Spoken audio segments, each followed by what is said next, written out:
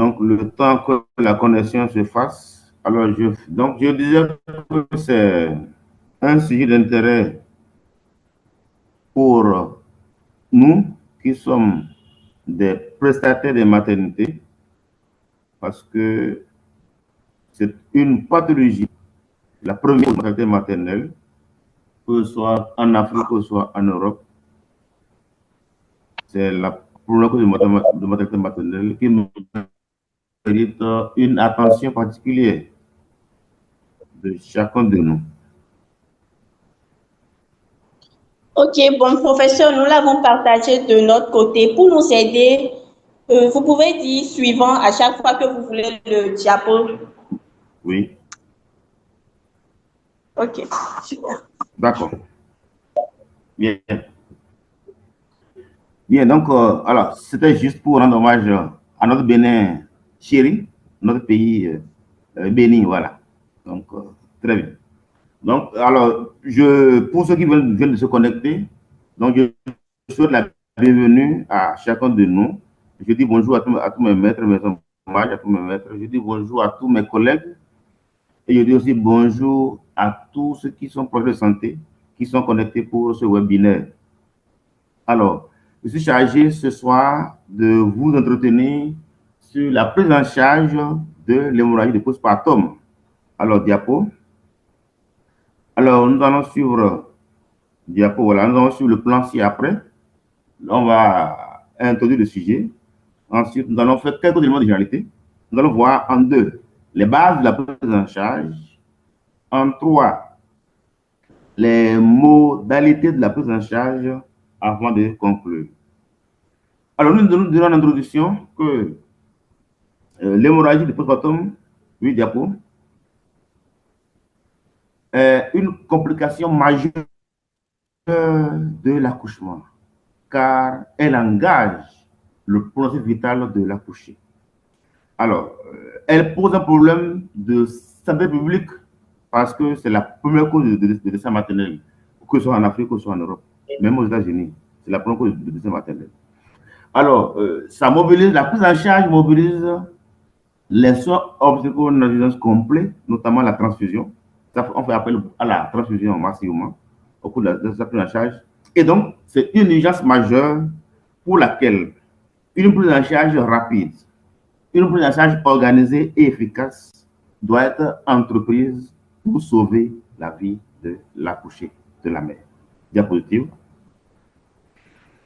Alors, donc, en définition, nous dirons que l'hémorragie du postpartum est tout saignement provenant de voie génitale de quantité supérieure à 500 cc et ou ayant un retentissement sur l'état général de la mère dans les suites d'un accouchement.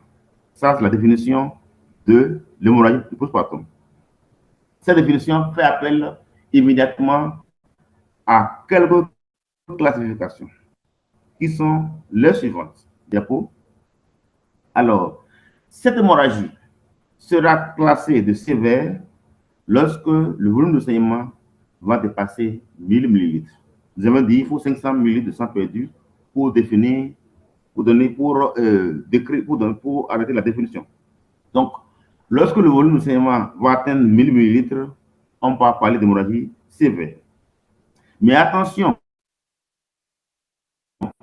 il y a des patients, par exemple, pour lesquels, sur un terrain d'anémie modéré, un terrain d'anémie, un saignement modéré qui n'atteint même pas 1000 ml peut déjà entrer peut déjà faire classer le cas dans la sévérité.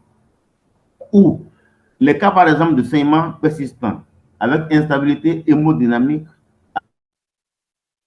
avec apparition ou aggravation d'une anémie et d'hémorragie sévère. Alors, une particularité chez nous, c'est que le plus souvent, dans nos maternités, nous avons une difficulté à la quantification effective du sang perdu. Parce que le sac de recueil gradué n'est pas toujours disponible partout, ou quand c'est disponible, c'est sous-utilisé. Parfois, on est obligé de faire une évaluation subjective basée sur, ou bien une évaluation basée sur le retentissement. Diapositive. Alors, cette hémorragie du postpartum, diapositive, elle est qualifiée de primaire ou immédiate. En ce moment, c'est le vocable HPPI, hémorragie du postpartum immédiat. Et donc, elle se vient alors dans les 24 premières heures après l'accouchement. Elle peut aussi survenir entre la 48e heure et le retour de couche. On parle d'hémorragie secondaire ou hémorragie retardée. Diapositive. Alors, quelle est la classification de l'hémorragie du postpartum immédiat? Diapositive. L'hémorragie du postpartum immédiat comporte deux entités. Nous avons l'hémorragie de la délivrance et l'hémorragie de la période de la délivrance, ou encore qualifiée d'hémorragie contemporaine de la délivrance. Nous allons définir chaque item. Quelle est la définition de l'hémorragie de la délivrance? Diapositive. Alors, l'hémorragie de la délivrance est toute perte de sang avant ayant sa source au niveau de la zone de la placentaire, survenant au moment de la délivrance ou dans les 24 heures qui suivent l'accouchement, anormal par son volume supérieur à 500 cc et la générale de l'accouché. Donc, dans ce cas, le sang provient de l'utérus, provient et coule par l'orifice cervical. Et la zone de saignement, c'est la zone d'insertion placentaire. Ça, nous sommes dans l'hémorragie de la délivrance. Diapositive. Puis, l'hémorragie de la période de la délivrance ou hémorragie contemporaine de la délivrance, là, le saignement d'origine traumatique, lésion des parties molles, le vagin, la vulve, le col ou l'utérus. Diapositive. Alors, donc, l'intérêt de ce sujet, d'abord, au plan de la fréquence, au plan épidémiologique, nous l'avions déjà dit, c'est la première cause de décès maternel. Alors, les fréquences au plan mondial varient selon les études et les régions, mais en général, elles touchent environ 6 à 10% des accouchements, soit 8,4 à 14 millions de femmes chaque année. Diapositive. Toujours au plan épidémiologique, en 2023, les experts ont estimé que 6 à 10% des 140 millions de femmes qui ont accouché ont eu une hémorragie du postpartum. Alors, aux États-Unis, l'incidence a connu une augmentation passant de 2,7% à 4,3% entre l'an 2000 et l'an 2019. En Europe, la fréquence est d'environ 6%. Et en Afrique, la fréquence varie entre 3 et 10%. Diapositive. Alors, quand on apprécie les séries africaines, à Cotonou, notre maître, le professeur Perrin, 3,8% des accouchements, c'était en 2002. Nous-mêmes, à Parakou, dans notre service, nous avons eu une incidence de 9,8% en 2015 par rapport aux accouchements. Les cliniques de Dakar avaient retrouvé une fréquence par rapport aux accouchements de 1,6%. Vous voyez, ça varie. En Centrafrique, 2,4%. Et notre maître, le professeur Mboudou au Cameroun, a retrouvé 4,1% d'hémorragie de la délivrance par rapport aux accouchements. Voilà un peu la fréquence, les fréquences au plan mondial et quand on fait la revue de quelques séries africaines. Diapositive. L'intérêt est aussi diagnostic. Il faut dire que le diagnostic est essentiellement clinique parce que la surveillance après accouchement réelle, nous disons bien la surveillance réelle après accouchement avec une fiche de surveillance est la clé du diagnostic. Deuxièmement, élément diagnostic, il faut que le sac de recueil qui permet de quantifier le saignement soit disponible. Et troisième élément du diagnostic, la cause, l'étiologie de l'hémorragie doit être absolument retrouvée et prise en charge. Diapositive. Alors, au plan, diapositive. Au plan thérapeutique, il s'agit d'une urgence obstétricale absolue. Nous disons bien, c'est une urgence obstétricale absolue car c'est une course contre la montre et la prise en charge fait appel à toute l'équipe, sages-femmes, aides-soignants, gynécologues, anesthésistes, réanimateurs, tout le monde à sa place dans la prise en charge de l'hémorragie postpartum. La prise en charge est codifiée aujourd'hui par les soins obstétricaux d'urgence. Et un seul mot, c'est le mot anticipation SONU.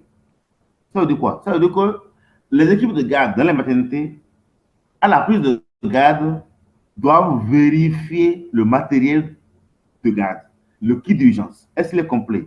Les utérotomies sont-ils disponibles? Est-ce que le bisopostol est disponible? Le matériel de tamponnement intra-utérin est disponible? Bref, comme on le dit, le système doit attendre l'urgence. Ce n'est pas quand l'urgence survient qu'on va commencer à courir dans tout ça pour aller voir quel matériel, quel médicament. Et toujours au plan thérapeutique, la prise en charge fait appel aujourd'hui, surtout pour les pays africains, à la GATPA. À la GATPA, la gestion active de la première période de l'accouchement. Et la GATPA doit être suivie d'une surveillance codifiée avec fil de surveillance disponible, vérifiable. Au plan pronostic, diapositive, au plan pronostic, nous l'avions déjà dit, au plan pronostic, le pronostic est grave car environ 30 à 50% de décès maternels sont enregistrés dans les régions Afrique et d'Asie, surtout en Afrique subsaharienne. Et pourquoi la mortalité est aussi levée dans nos régions? C'est parce qu'il y a un accès limité aux soins et des facteurs organisationnels qui sont défavorables dans nos pays. Sinon, les fréquences en matière d'incidence sont pratiquement les mêmes aux États-Unis et en Europe, mais la mortalité est plus élevée dans les pays surtout en Afrique au sud du Sahara. Alors, diapositive. Alors, pour mieux asseoir cet exposé, nous allons faire quelques éléments de rappel. Alors, au plan physiologique, rappel et diapositive. Donc, l'accouchement se passe en 3 périodes, comme vous le savez. La première période, c'est la période d'effacement et de dégradation du col. La seconde période, la période d'expulsion. Et la troisième période, la période de délivrance, qui se déroule en 3 phases. La délivrance se déroule en 3 phases. Diapositive. La première phase, c'est le décollement placentaire sous l'effet de la rétraction utérine et de la reprise des contractions. La seconde phase de la délivrance, c'est la migration et l'expulsion du placenta sous l'effet de la pesanteur aidée des contractions utérines. Diapositive. Et la troisième phase, qui est une phase capitale et très importante, c'est la phase d'hémostase. L'hémostase est assurée par une bonne rétraction de l'utérus et une thrombose vasculaire qui provoque l'occlusion des vaisseaux béants.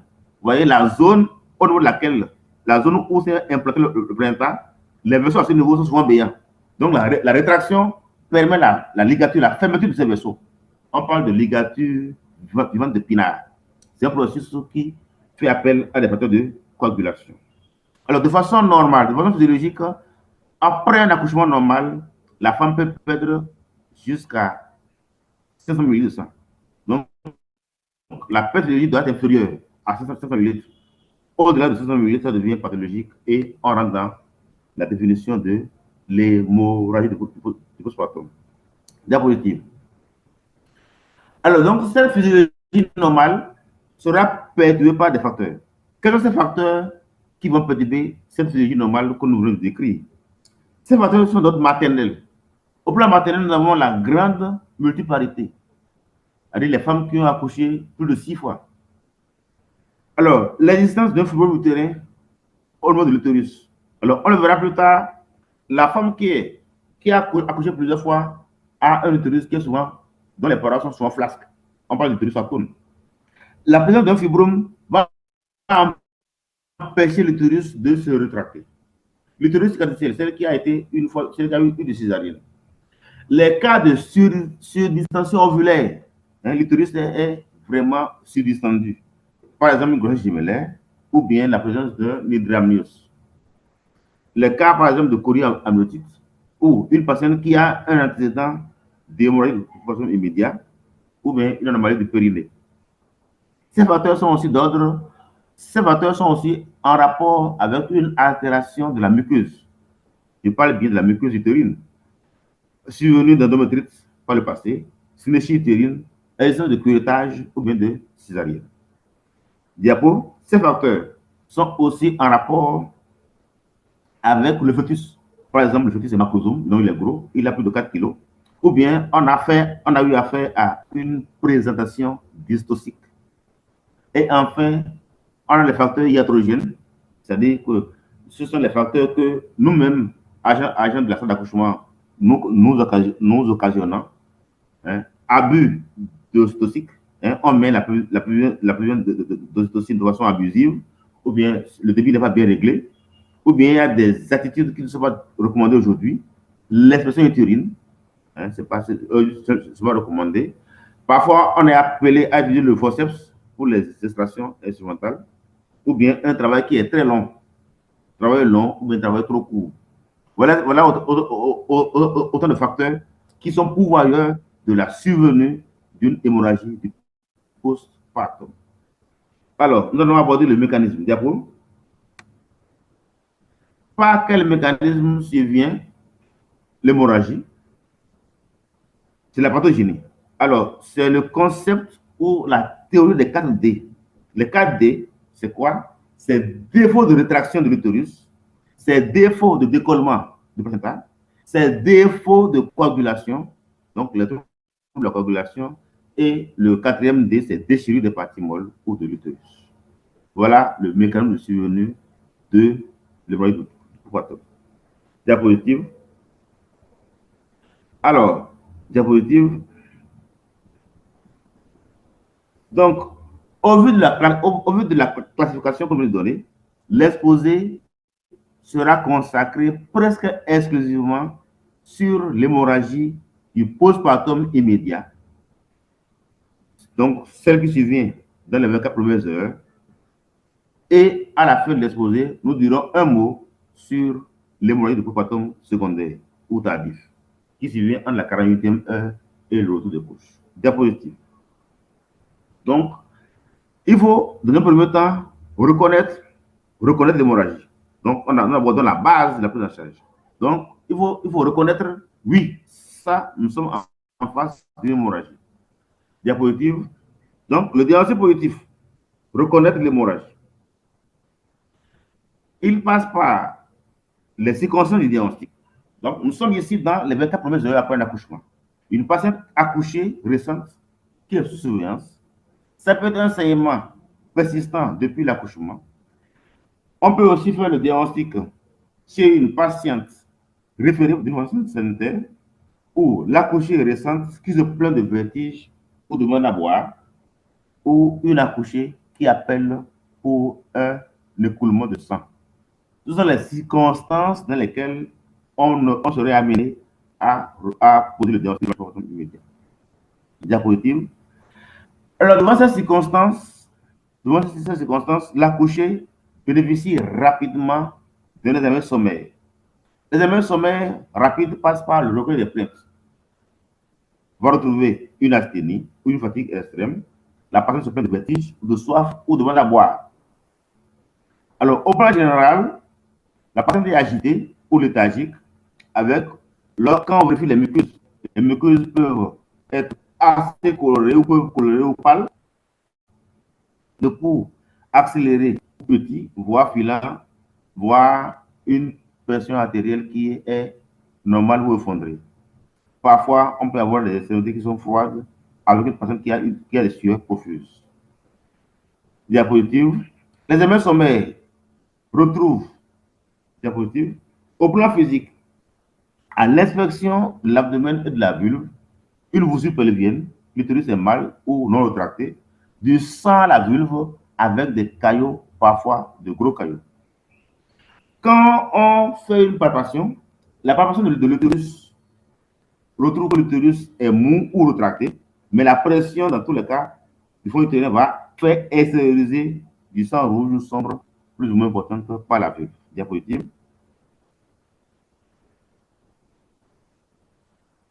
Diapositive. Alors, donc toujours au plan physique, on va apprécier le volume de sang qui est recueilli dans le sac de recueil. Alors, donc, le volume de sang dans le sac de recueil gradué est supérieur à 100 cc. Alors, au total, nous avons une accouchée récente de la proveuse qui a un général.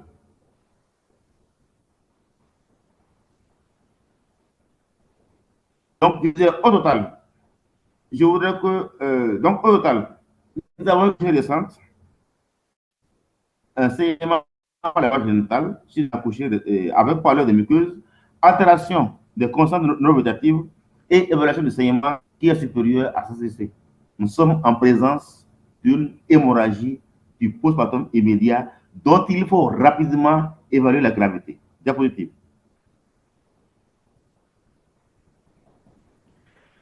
Alors, cette gravité, son évaluation passe par un complément d'évaluation. On va prendre de façon exhaustive les constantes, prendre la saturation de la patiente et réaliser le test de coagulabilité au lit du malade. Comment ce test est-il réalisé? Ce test est réalisé de la manière suivante. Diapositive.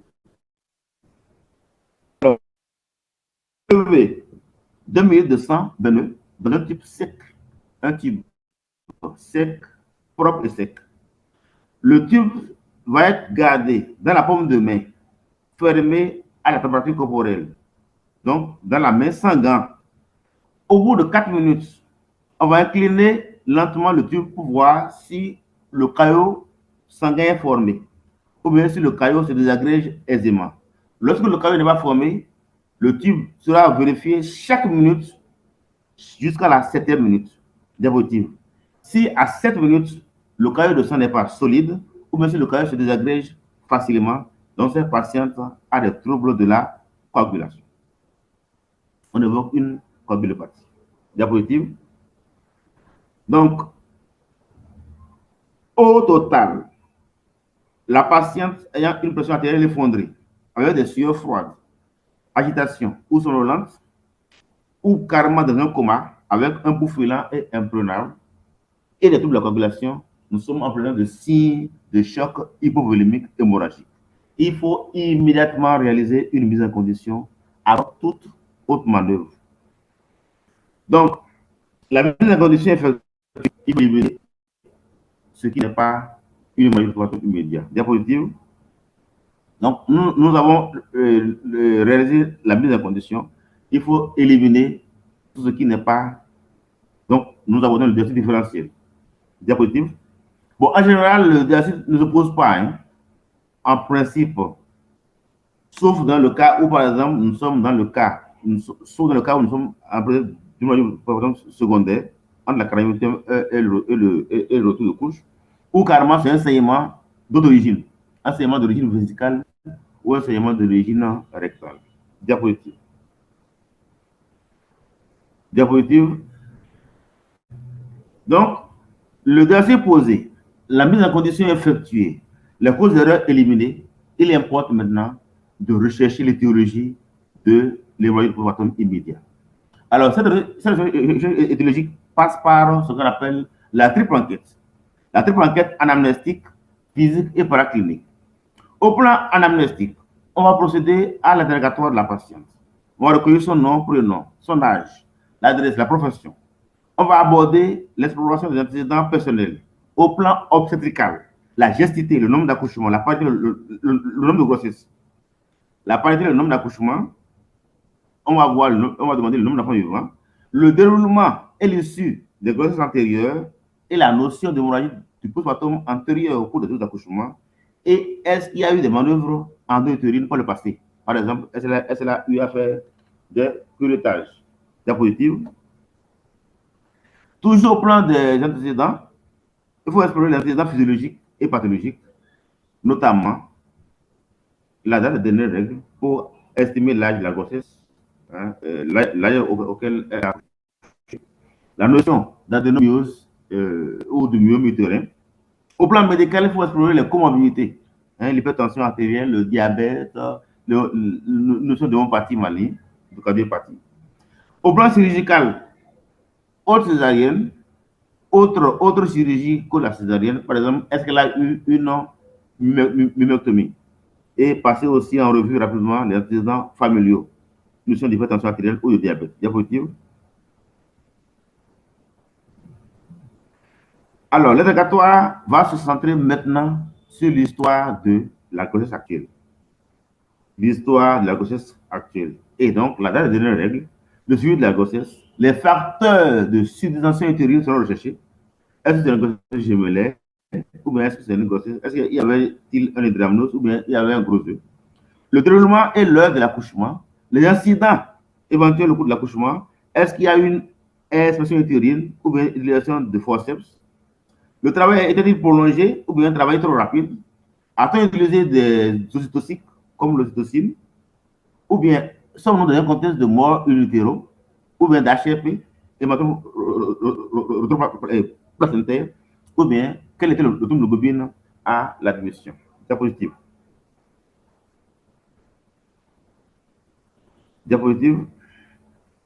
Donc, après l'interrogatoire, la patiente va bénéficier d'un examen physique. En général, on a déjà démarré l'examen physique par l'examen sommaire. Au niveau de l'abdomen, on verra que l'utérus l'utérus peut être rétracté, mais le plus souvent, il est mal rétracté, il est gros, il est mou, ou atone, il est associé à l'ombilique. La vulve est suyée de sang rouge vif ou sombre avec saignement actif ou non. On peut retrouver le cordon qui est pendant à la vulve. Diapositive. D'éventuelles lésions vulvo-périnéales seront recherchées, hein, lésions de la vulve du périnée. Alors, il faut systématiquement réaliser un MS valve qui va rechercher les lésions d'origine. D'abord, s'il y a qui va explorer l'utérus et explorer les lésions cervico-vaginales. Diapositive.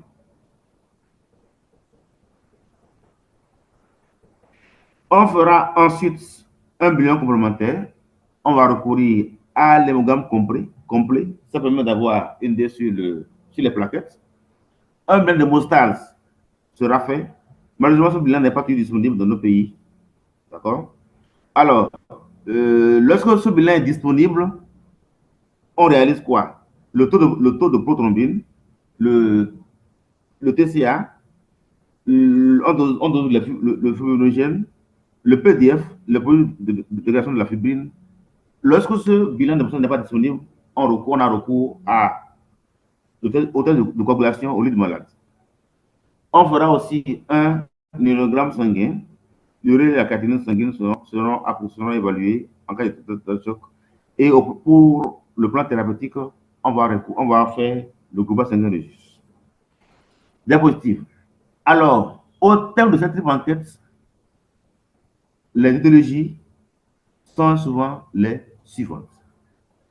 Les étiologies sont regroupées dans le concept de 4 T.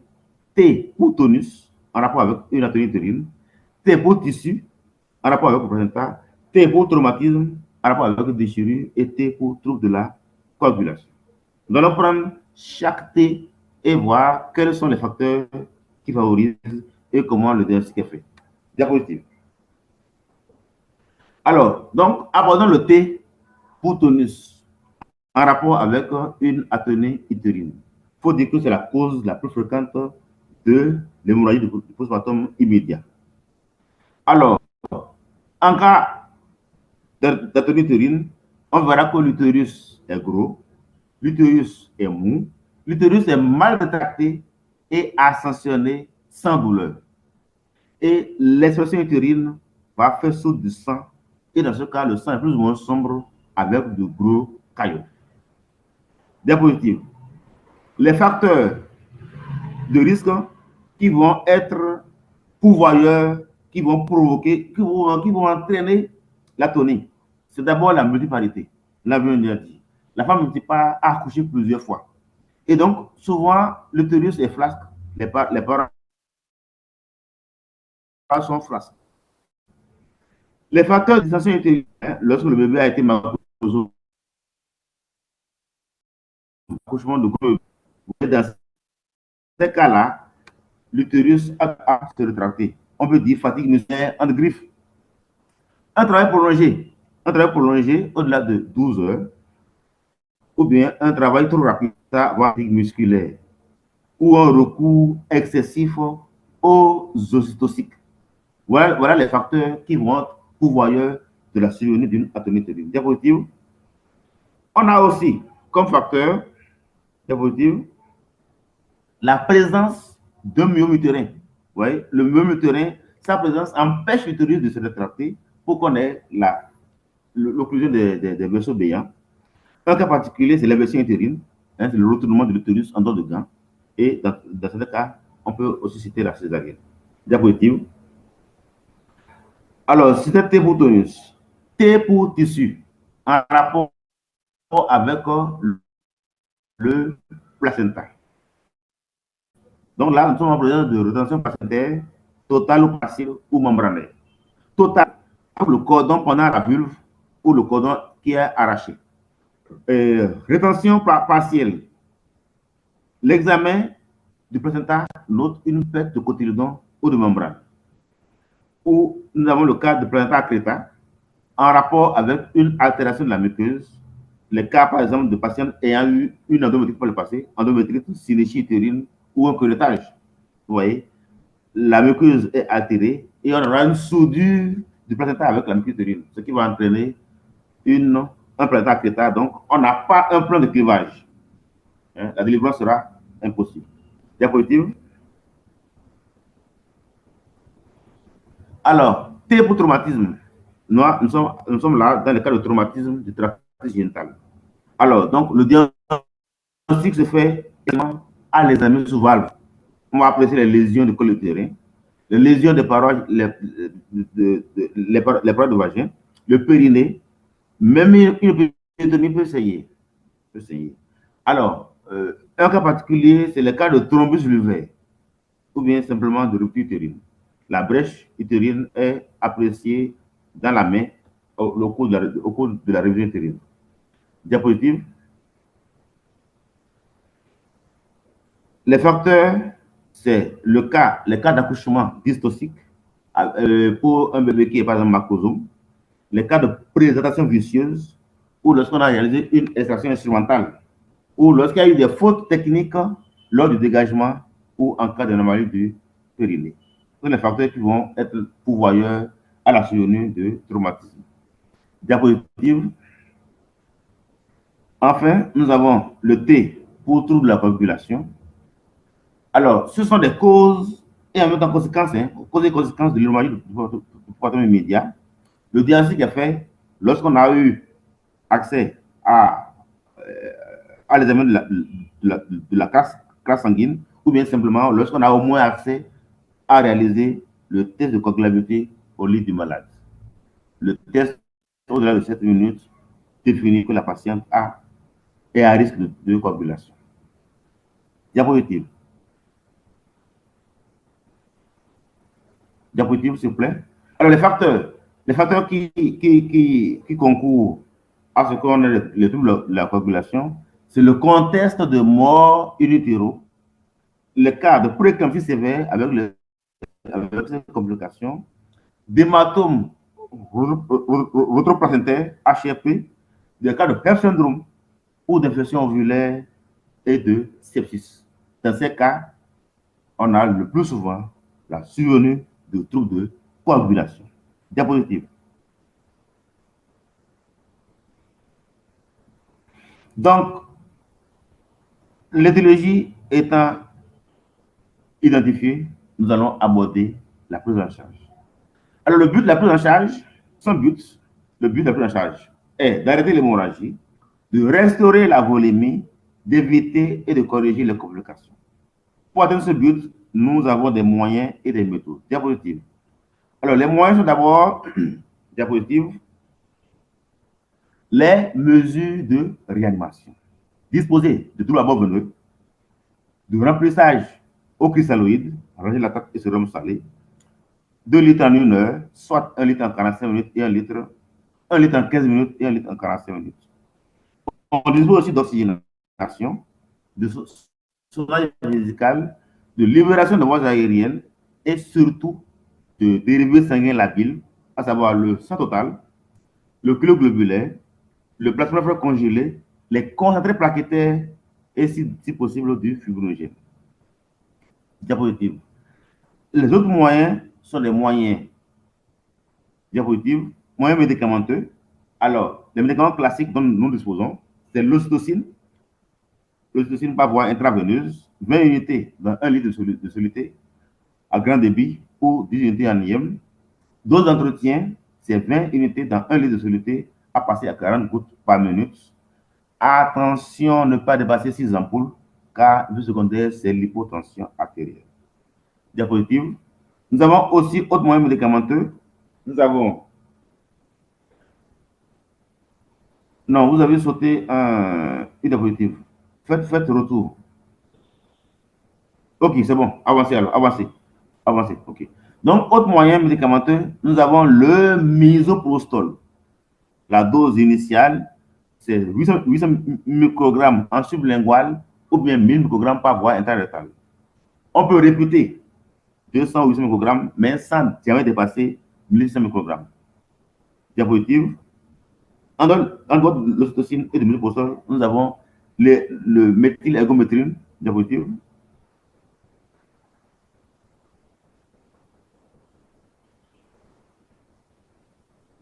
S'il vous plaît, diapositive avancée.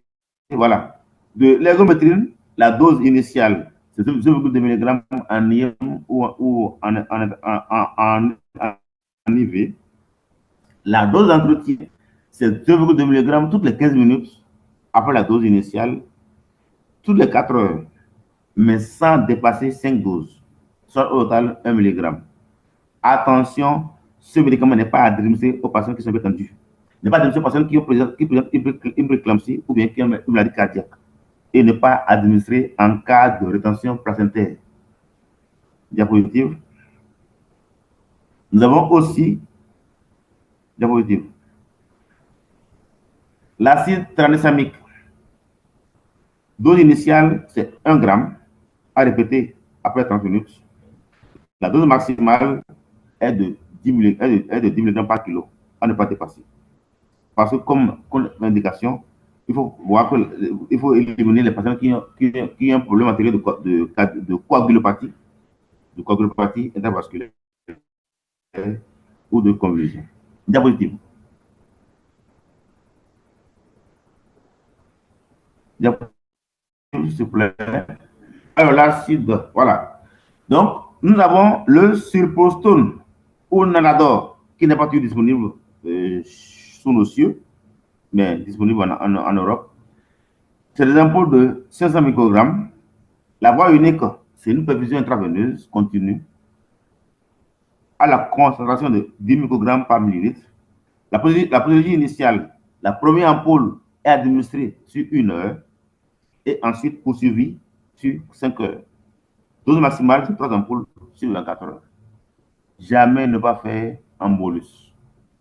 Diapositive.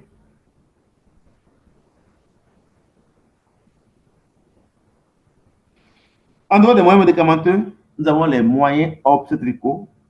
Là, nous avons la délivrance artificielle avec l'oxygène intérieur. Alors, tel que le montre l'image, la main de l'opérateur sur le cône va rentrer dans la cavité utérine sur le cordon, identifier le placenta, réaliser avec le robot cubital un clivage progressif du placenta, le décoller entièrement et le sortir, et après réaliser une exploration de fond et des parois utérines. C'est la révision utérine. Diapositive. Nous avons aussi comme moyen obstétrical le massage utérin, parfois associé ou pas avec le sac de sable, le contrepoids, qui n'est pas toujours utilisé aujourd'hui. En dehors de ces moyens diapositives, nous avons aussi comme moyen obstétrical le tamponnement intra-utérin. Il y a plusieurs modèles. Hein. Nous avons la vie, nous avons la sonde de Bakri, nous avons la sonde de Follet, nous avons même le préservatif. Le principe, c'est d'introduire la sonde dans la cavité utérine, de gonfler avec en moyenne 500 millilitres, ça va concourir à obstruer les vaisseaux béants et l'hémorragie va s'arrêter. Autre diapositive, diapositive, s'il vous plaît. Voilà. Autre moyen obstétrical, la compression bimanuelle, tel que décrit sur ce schéma. Diapositive. Nous avons aussi la compression de la route abdominale. La pression se fait à point fermé, légèrement au-dessus de l'ombilic, légèrement à gauche de la route. Pour être sûr que c'est efficace, l'opérateur doit palper le bout fémoral du même côté. Le pouls doit diminuer ou bien s'arrêter. Là, on est sûr que la pression de la route est efficace. C'est positif.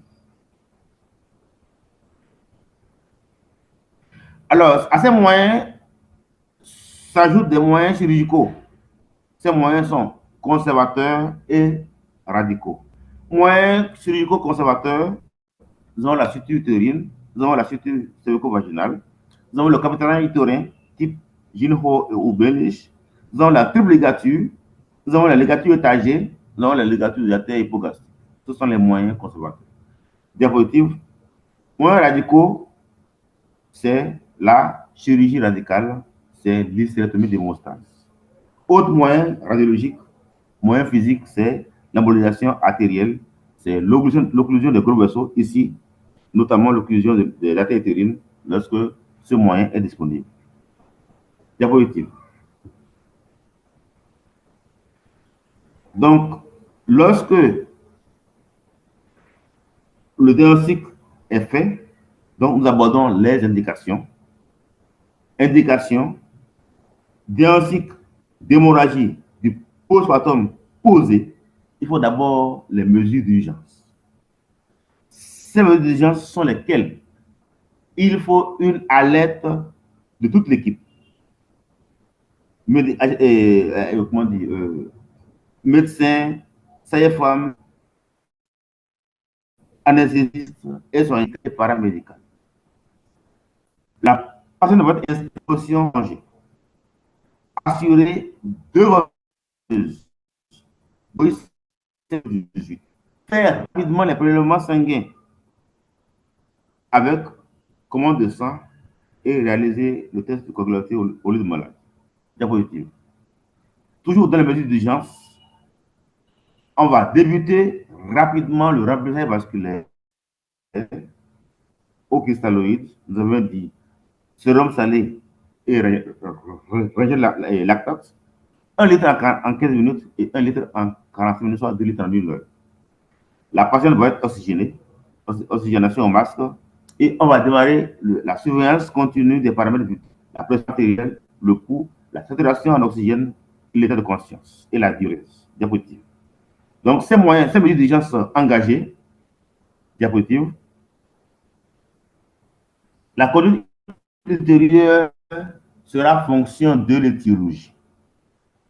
Alors, lorsqu'il s'agit d'une atonie utérine, la révision utérine doit être systématique.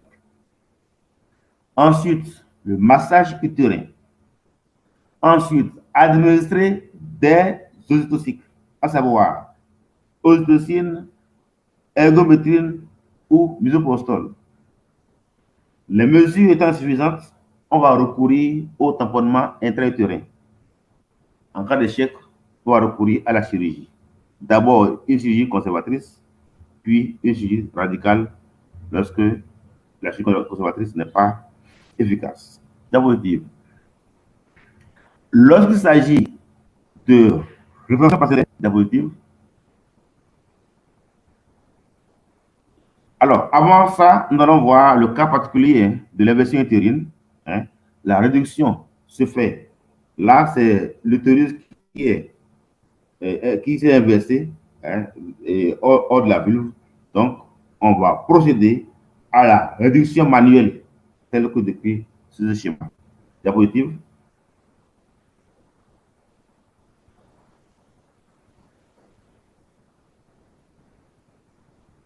Alors, En cas de rétention placentaire, totale ou partielle, totale, on va procéder immédiatement à la délivrance artificielle sur de révision utérine.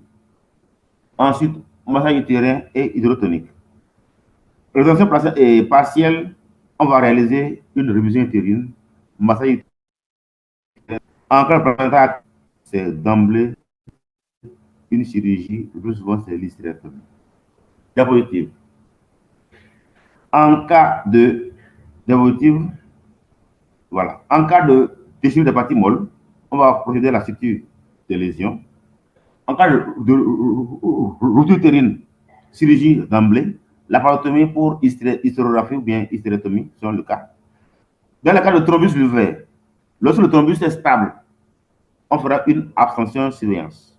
Mais lorsque le thrombus est extensif, il faut forcément faire une incision, rechercher et ligaturer le vaisseau qui saigne.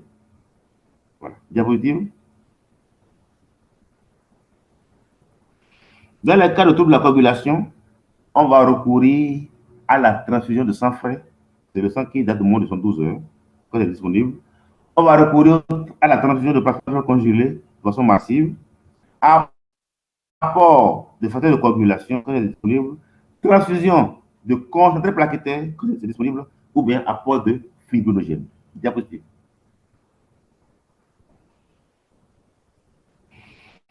Alors en pratique, la prise en charge de l'hémorragie de comportement immédiat est codifiée suivant les étapes suivantes. Diapositive.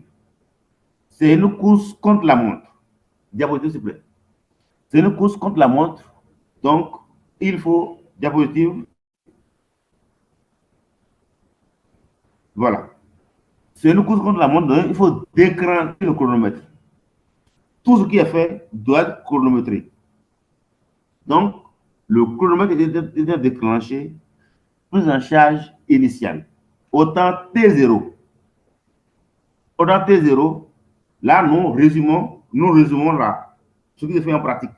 Nous avions parlé initialement de la mise en condition. Ensuite, on a parlé de ce qu'il faut faire suivant chaque étiologie. Maintenant, nous résumons ici comment l'équipe médicale en stade d'accouchement doit se comporter. L'engagement du chronomètre, nous sommes au temps T0. Procéder à la délivrance artificielle avec révision utérine. 2. Sondage évacuateur. 3.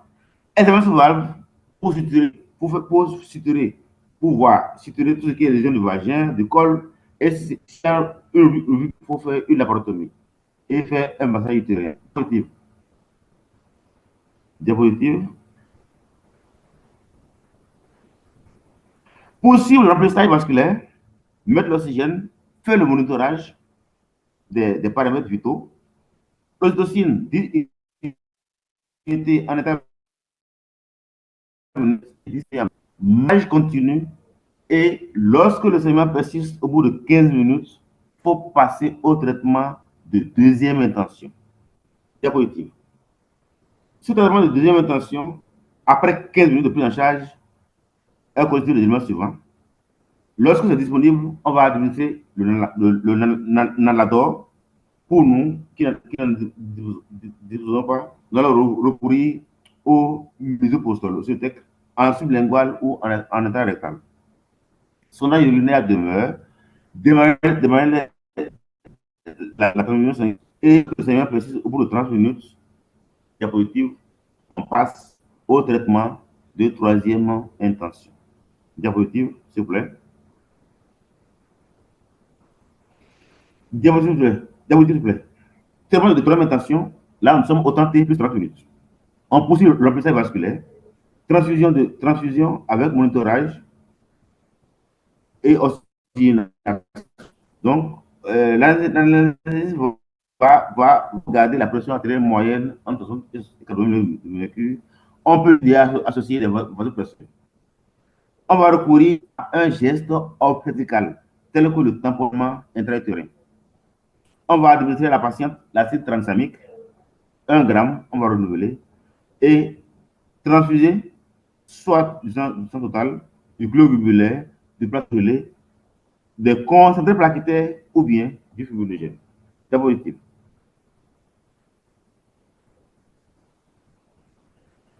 Prévention de l'hypothermie, la personne va être réchauffée et si elle est dans le coma, il faut immédiatement réaliser une intubation. En cas de choc hémorragique sévère, il faut réaliser une prise de voie veineuse centrale. Lorsque le saignement se poursuit au bout de 45 minutes diapositive, poursuite de saignement, poursuite de l'hémorragie au bout de 45 minutes, diapositive s'il vous plaît. S'il vous plaît, diapositive. Au bout de 45 minutes, le traitement définitif doit être entrepris maximal au bout d'une heure. Le traitement définitif doit être abordé au plus tard au bout d'une heure. Lorsque on a une stabilité hémodynamique, on peut faire une chirurgie conservatrice avec une ligature vasculaire ou bien capitonnage. Lorsqu'on a une instabilité hémodynamique, ou bien lorsqu'on a un problème de sang, lorsque vous n'avez pas de dépôt de sang disponible, il faut aller d'emblée faire votre hystérectomie sur le temps. Lorsqu'on a aussi une stabilité hémodynamique et que le moyen est disponible, on peut recourir à une embolisation artérielle. Diapositive. Diapositive, s'il vous plaît. Voilà. Donc, après ce traitement, la personne va bénéficier d'une bonne surveillance. La surveillance, celle que j'ai mis là, comme tableau, c'est celle qui existe dans toutes les salles d'accouchement. Hein. Surveillance classique. Les signes vitaux pour pression artérielle, saignement vaginal, groupe de sécurité, conscience, seront évalués toutes les 15 minutes pendant 2 heures, toutes les 30 minutes pendant 1 heure et chaque heure pendant 3 heures. La vessie, la femme on va l'aider à uriner. L'allaitement va démarrer et on va aussi vérifier les réactions cycloniques. Et la température et la respiration seront évaluées chaque 4 heures. Puis la surveillance va être poursuivie après les 6 heures pendant 24 heures. Diapositive. Diapositive. Alors, donc, le traitement bien suivi, quels sont les résultats? Résultats pronostiques. Les déterminants de résultats sont l'âge de la patiente, l'antécédent ou non de la patiente, les moyens disponibles, les moyens ne sont pas toujours les mêmes partout, la compétence des acteurs qui ont fait la prise en charge et surtout, la disponibilité des produits sanguins. Tout ça, ce sont les déterminants qui vont engager le résultat, qui vont engager le pronostic. Diapositive. Alors, mobilité, mortalité. À court terme, la femme peut mourir. C'est ce qu'on ne souhaiterait jamais. Donc, le pronostic est engagé. À moyen terme, elle suivi. On a une anémie. On peut avoir les troubles thromboemboliques ou une insuffisance rénale ou parfois dans le cas de psychose périphérale. À long terme, lorsqu'on a fait une hystérectomie, la personne a une infertilité définitive. Ou lorsqu'il y a une l'hémorragie massive, va s'accompagner d'une nécrose du lobe antérieur de l'hypophyse qui va définir le syndrome de chien. Les mois après l'accouchement, la femme va commencer à maigrir. Il n'y a pas de montée laiteuse, il n'y a pas de retour de couche. C'est le syndrome de chien. Diapositive. Alors, après le traitement curatif, nous allons dire le traitement préventif. La prévention primaire passe par l'identification et par une consultation prénatale de qualité. Nous aimons bien un suivi prénatal de qualité. Identifier les facteurs de risque de la patiente. Réserver du sang pour les gestantes qui ont un groupe sanguin rare. Et surtout, ici, dans 4 quoi, corriger une anémie au cours de la grossesse. C'est pourquoi au cours du suivi prénatal, la numération de formule sanguine doit être systématique à 6 mois. Lorsque la patiente n'a pas bien pu se faire à 6 mois, on a toujours du temps encore pour corriger une anémie avant terme. Parce que lorsque vous êtes vous prenez en charge une femme enceinte et à terme, elle arrive avec une année, vous avez échoué. Vous avez échoué votre prise de qualité. On me dira que parfois, il y a des malades qui ne peuvent pas le faire, mais il faut les conscientiser. Il faut leur expliquer l'importance de le faire. Diapositive. La prévention primaire, nous l'avons dit, passe par identifier les facteurs de risque. Donc, au cours d'une étude qu'on a fait chez nous, dans notre service, nous avons trouvé comme facteur de risque le groupe sanguin, le groupe ethnique Peul. Ici, ce n'est pas pour stigmatiser, mais dans notre sous-région, on a vu que les Peuls parfois sont très anémiés, sûrement en rapport avec leur alimentation. Le fait que la maladie réside en milieu rural, hein, les fausses notions de fausses couches provoquées, l'antécédent de moyens de comportement immédiat, l'anémie au cours de la grossesse, ouais, l'absence de surveillance de la grossesse, l'absence de surveillance par le pathogramme, hein, la durée de travail au cours de 12 heures ont été les facteurs que nous avons, et l'absence de surveillance dans le postpartum. Ce sont les facteurs que nous avons retrouvés au cours de l'étude. Diapositive. Au Sénégal, les facteurs retrouvés, par exemple, pour le moyen de la délivrance étaient la grossesse gémellaire, l'accouchement par césarienne, le suivi prénatal de mauvaise qualité. Donc, ces facteurs, nous praticiens, nous devons les avoir à l'esprit. Par exemple, vous faites un accouchement chez une femme avec un bébé qui pèse 4 kilos, ou bien une grossesse gémellaire. Cette femme doit subir une surveillance plus attentive. Elle doit avoir des attitudes proactives. Parce qu'on sait que celle-là va saigner. On sait qu'elle est à risque de faire une atonie utérine. Donc, ce sera un délit d'initié si on fait un tel accouchement et qu'on ne met aucune mesure en place et la personne perd la vie. Diapositive. Donc, la prévention aussi secondaire. Diapositive, s'il vous plaît. Secondaire, le respect des différents temps de l'accouchement. Il faut privilégier la délivrance par GATPA. C'est systématique déjà dans tous les pays africains. Toujours faire l'examen sur le placenta pour chercher si les membranes ou des cotylédons sont manquants. Sondage musical et massage utérin systématique. Lorsque la vessie est remplie, écrase l'utérus et l'empêche de se rétracter. Donc, le sondage est obligatoire après l'accouchement. Et surveillance attentive de tout accouché avec fille de surveillance réelle et non fille de surveillance qu'on va réaliser le lendemain. La fille de surveillance va être réelle. Diapositive. Enfin, la prévention tertiaire. Diapositive, s'il vous plaît. On passe par la mobilisation des moyens disponibles, la prise en charge précoce et la prise en charge des complications. Diapositive. Alors, un mot sur l'hémorragie. Diapositive, s'il vous plaît. Non. Vous allez trop vite. Faites le retour, s'il vous plaît.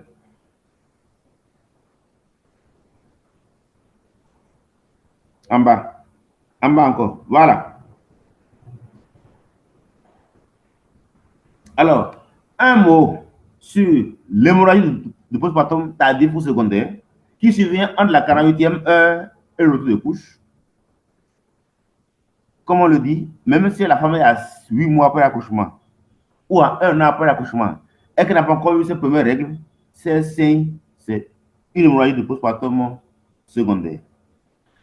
Alors, les causes, c'est la tension placentaire qui est souvent ignorée ou négligée, hein, qui n'a pas eu une expression clinique immédiate, ou les cas d'infection, par exemple une endométrite après l'accouchement. Le risque vital est toujours majeur. Il faut faire une mise en condition, chercher la cause et un traitement étiologique. Parfois, on a même recours à l'esthétique de Mossens. Alors, que retenir? Que retenir pour cet exposé? Que retenir? On retient que l'hémorragie du postpartum a deux entités. L'hémorragie du postpartum immédiat et l'hémorragie du postpartum secondaire. L'hémorragie du postpartum immédiat comporte deux sous-entités, l'hémorragie de la délivrance et l'hémorragie de la période de la délivrance. Les facteurs qui concourent à sa survenue sont d'ordre maternel en rapport avec une altération de la muqueuse utérine, sont d'ordre fœtal et aussi des facteurs d'ordre iatrogène. Le mécanisme, c'est les 4D, comme nous avons dit. Les 4D, c'est défaut de rétraction, défaut de décollement, défaut de coagulation et la déchirure. Diapositive. Les causes dans les 4D, nous l'avons dit, T pour tonus, en rapport avec une atonie utérine, T pour tissu, en rapport avec le placenta, T pour traumatisme de la déchirure et T pour trouble de la coagulation. Il faut rappeler quand même que la cause principale, c'est l'atonie utérine.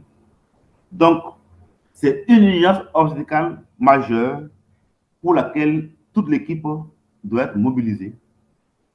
Sages-femmes, aides-soignants, obstétriciens, réanimateurs. Et un mot capital, c'est l'anticipation SONU. À la prise de garde, les équipes de garde doivent vérifier que le matériel sont à jour, le kit d'urgence disponible, les médicaments sont disponibles, tout matériel doit être disponible. Parce que, comme on l'a dit, le système doit attendre l'urgence et non l'inverse. La prise en charge doit être codifiée dans les 2 heures. Au-delà de 2 heures, le risque de mort de perte de la patiente est très élevé. C'est positif. La prévention passe par l'identification des gestantes à risque, corriger une anémie au cours de la grossesse, surveillance du travail au panthéogramme, toujours réaliser la garde-pas, sondage vésical pendant le travail d'accouchement et après l'accouchement, toujours examiner le placenta et instituer de façon réelle une surveillance effective de la nouvelle accouchée.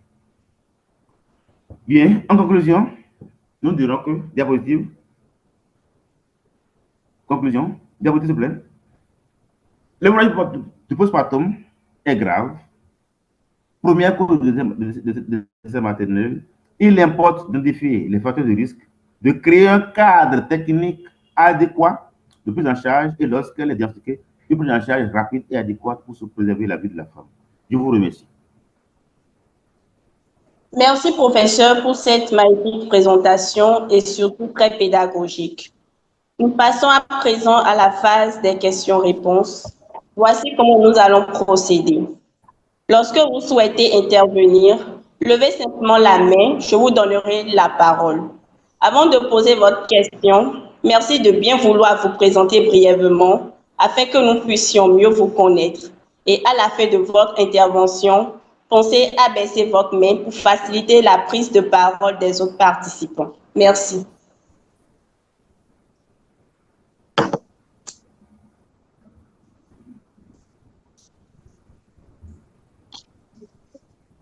Bonjour, docteur Sylvain. Vous pouvez prendre la parole. Oui, bonjour madame. Bonjour à monsieur le professeur. Nous le disons sincèrement merci pour cette brillante présentation. Je suis docteur Sylvain Mouneka à partir de Kinshasa, en République démocratique du Congo. J'ai une petite question. Parce que concernant la présentation du professeur, il n'a pas parlé d'une certaine molécule que nous appelons communément carbétocine, que certaines écoles utilisent en prévention, bien sûr, de l'hémorragie du postpartum. Maintenant, j'aurais voulu que le professeur puisse prendre une position par rapport à cette molécule, carbétocine, qui a certains noms sur le marché comme diratocin, Pabal, l'onactène, mais cette molécule est beaucoup plus utilisée en prévention de l'hémorragie du postpartum. Alors que quand nous regardons ces actions, l'action de cette molécule est plus prolongée que celle de l'ocytocin. Alors pourquoi ne pas l'utiliser dans le traitement curatif plutôt que le traitement purement préventif comme nous l'utilisons souvent? Voilà ma question. Merci beaucoup. C'est enregistré. Ok, merci pour votre... On reprend en même temps ou bien on prend toutes les questions? Bon, je pense que nous pouvons répondre à cette question, professeur. Alors cette molécule, comme il a dit, chers collègues, c'est juste. C'est vrai, comme le dit, un dispositif n'est pas exhaustif. C'est vrai, ce médicament n'est pas disponible partout. Bon, moi, quand j'ai fait mon constat en Europe, dans les îles, en Guadeloupe, ça utilise beaucoup. On l'utilise effectivement dans la prévention de la survenue des hémorragies. Alors, il semble aussi que il y a eu des recommandations qui ont été publiées, qui recommandent. Donc, il y a un coût. C'est le coût qui fait que parfois, des par exemple, nous, on n'utilise pas. On n'utilise pas. Donc, mais des hôpitaux en Afrique et en Europe l'ont comme lors de leur protocole de prise en charge. Parce que, comme vous l'avez dit, c'est que son action de rétraction est prolongée. Son action est prolongée. Donc, c'est meilleur que l'ocytocine. Mais l'ocytocine a une action rapide. C'est pourquoi le plus souvent, quand vous associez l'ocytocine au méthylergométrine, vous voyez, l'action rapide est obtenue avec l'ocytocine et le méthylergométrine vous permet d'avoir une action prolongée. Voilà. Donc, c'est un médicament, je crois que si une équipe médicale veut, l'équipe médicale peut l'introduire dans son protocole de traitement des patients des accouchements. D'accord. Merci, professeur, Voilà pour ma cet réponse. éclaircissement. Merci, professeur, pour cet éclaircissement. Docteur Sylvain, je pense que vous avez satisfaction, n'est-ce pas? Je demanderai au professeur parce que je n'ai pas très bien compris concernant cette molécule. Pour moi, j'ai appris qu'il faut lui donner ça en prévention. Mais par rapport à son action, je demanderai au professeur pourquoi nous ne pouvons pas appliquer cette molécule dans les contextes purement curatifs. D'accord. Pourquoi? Parce que je pense que, oui, je pense que quand les gens créent une molécule, on essaie de. Les études préliminaires visent à rechercher quelle est l'action qui sera la plus efficace. Est-ce que quand on le met en prévention après accouchement, c'est plus efficace, ou bien on attend lorsque l'hémorragie a commencé et on la donne. Je pense que bon, c'est vrai que je n'ai pas de notions étendues sur la molécule. Mais pour l'utilisation que j'ai vue, et quand j'étais en stage en Europe, tout ce que j'ai vu, c'était plus utilisé en prévention. En prévention, c'est plus efficace que lorsqu'on a déjà une atonie utérine qui est là, l'administrer. Je crois qu'en cas d'atonie utérine, le premier médicament qui est recommandé, c'est l'ocytocine, qui va entraîner une rétraction immédiate et suivie de l'ergométrine ou des autres qui vont avoir une action prolongée. Donc, je pense que c'est sûrement, c'est un peu plus la MM. C'est l'indication pour laquelle le médicament a été mis sur le marché. Et tout ça est en rapport avec les études préliminaires. Ok, merci, professeur, pour votre éclaircissement. Et merci également à vous, docteur Sylvain. Nous allons à présent prendre les préoccupations qui sont dans la discussion. La première vient de Monsieur Mahamat Ibrahim qui demandait, s'agissant des facteurs de risque tels que l'abus d'ocytocine, quelle est la dose recommandée d'ocytocine quand il s'agit d'un accouchement eutoxique? Professeur, je voudrais savoir, est-ce qu'on peut prendre un lot de questions dans la discussion? Oui, on prend l'eau. On y va. D'accord, merci, professeur. Donc, la deuxième préoccupation est celle de Madame. Vous reprenez non, il faut reprendre une autre. Ok, d'accord. La première préoccupation est celle de Monsieur Mahamat. Ok, Ibrahim, qui disait, s'agissant des facteurs de risque tels que l'abus d'ocytocine, quelle est la dose recommandée d'ocytocine quand il s'agit d'un accouchement eutoxique?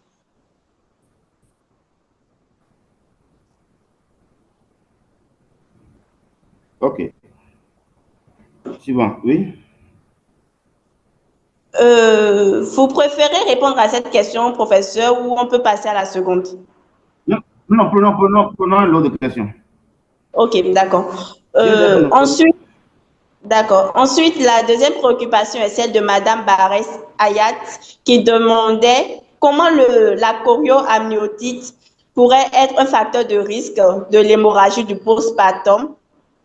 Et la troisième préoccupation est celle de Monsieur Jonathan par quel mécanisme l'hydramniose peut être la cause de l'hémorragie du postpartum et comment reconnaître un thrombus? Je pense que nous pouvons répondre à ce lot de questions, professeur. OK. Merci.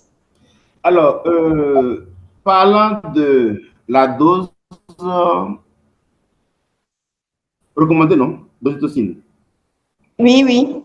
D'abord, quand vous dites accouchement étosique, en principe, il n'y a pas d'injection d'ocytocine. C'est-à-dire que l'accouchement se fait de façon normale. Parce que l'utérus, il y a l'ocytocine endogène, qui est sécrétée par la post-hypophyse. Vous voyez? Donc, en principe, un accouchement doit se faire sans nom. Sans nom. Vous voyez? L'organisme même entretient la sécrétion de l'ocytocine post-hypophysaire. Vous voyez? C'est dans ce cas que la patiente arrive, nous sommes là, les bras croisés, elle a des contractions utérines de façon normale, régulière, et elle accouche normalement. Maintenant, quand on est amené à prendre la direction du travail d'accouchement, le protocole est classique. C'est une ampoule d'ocytocine de 5 unités internationales, ou bien de cytocinon, c'est la forme générique là, 10 unités internationales. Donc, c'est une ampoule de 5 unités à mettre dans un flacon de sérum glucosé. Et on démarre tout lentement à 4 gouttes. À 4 gouttes. L'objectif, c'est d'avoir le nombre de contractions utérines voulu pour la phase de travail. Donc, vous augmentez de 4 gouttes en 4 gouttes. Donc, 4 gouttes, ensuite on passe à 8 gouttes. Ça peut être toutes les 15 minutes, mais toutes les 30 minutes en fonction de vos objectifs. Et lorsque vous avez 3 à 4 contractions de bonne intensité, vous stoppez l'ocytocine à ce niveau-là. Donc, et la dose maximale, c'est de 32 gouttes par minute. Voilà. Donc, en principe, voilà comment c'est codifié la direction de travail d'accouchement. Une ampoule et un démarre à 4 gouttes et on augmente de 4 jusqu'à 32 gouttes. Alors, qu'est-ce qu'on remarque?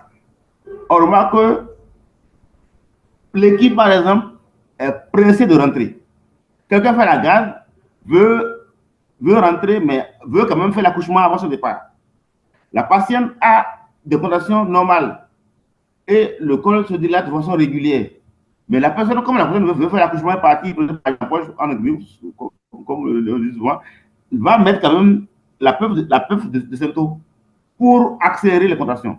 Ça, c'est une prévision abusive parce que vous n'avez pas un problème d'hypocynésie.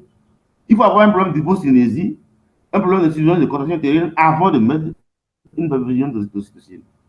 Vous voyez? Ou bien on met la prévision, on ne se surveille pas, ça coule à flot, et en moins d'une heure, tout le flacon est passé. Vous voyez? Donc la femme est chargée en ocytocine. Donc ce sont les prévisions, voilà un peu les causes iatrogènes. Donc voilà un peu ce qu'il faut pour, comme ma réponse en disant, quelle est la dose qu'il faut? C'est accouchement étosique, non, mais accouchement étosique ou accouchement artificiel, c'est une ampoule. Une ampoule, et puis vous suivrez le rythme comme on a dit. Oui, la choréanotite fait appel aux infections. C'est une infection sévère. Et tout qui dit infection sévère dit substance qui va entraîner des troubles de la coagulation. C'est comme le cas de mort intéro. Alors, l'hydramniose, c'est l'extrait de liquide amniotique qui va entraîner, c'est le même mécanisme que dans le cas de l'accouchement jumellaire. Le même mécanisme que dans le cas de l'accouchement de macrosome. Donc, les parois utérines étant restées longtemps se descendues, auront du mal à vraiment se rétracter. Donc, l'utérus va être un peu flasque. Hein, les parois seront un peu flasques, donc plus ou moins atones. Donc, la rétraction ne sera pas bonne. Donc, on va dire mécanisme, c'est défaut de rétraction. Défaut de rétraction. Pas fatigue musculaire, fatigue musculaire. Si le thème, si on peut l'utiliser. Alors, le thrombus, c'est très simple. Hein. Le thrombus, c'est vous le remarquez, après l'accouchement, soit au niveau des grandes lèvres, ou bien au niveau du pubis, là, vous voyez que du sang commence par s'accumuler, et vous avez comme un hématome qui se forme. D'accord? C'est la rupture d'un capillaire. D'un capillaire, et il y a plusieurs types de thrombus, et le volume aussi est variable. Le volume est variable. Donc, le thrombus se reconnaît à l'inspection. À l'inspection, lorsque vous regardez au niveau du pubis ou bien au niveau des grandes lèvres, hein, le démarrage de la position d'un hématome. Alors, lorsque le thrombus est constitué et que c'est stable, bon, en général, on ne touche pas, on surveille. Hein, le morçage est fait et puis ça va se redresser. Mais quand le thrombus continue pas à prendre du volume, ça veut dire que le capillaire, le saignement est actif. Là, on est obligé d'aller ouvrir le thrombus, chercher le vaisseau qui saigne et faire son hémostase.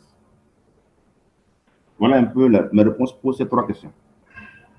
Ok, je vous remercie, professeur, pour ces différents éclaircissements. Nous allons à présent prendre docteur Sylvain qui a une main levée. Bonjour, docteur. Ok. Donc, l'utilisateur de Zoom, vous avez la parole. Bonjour. Bonsoir, plutôt.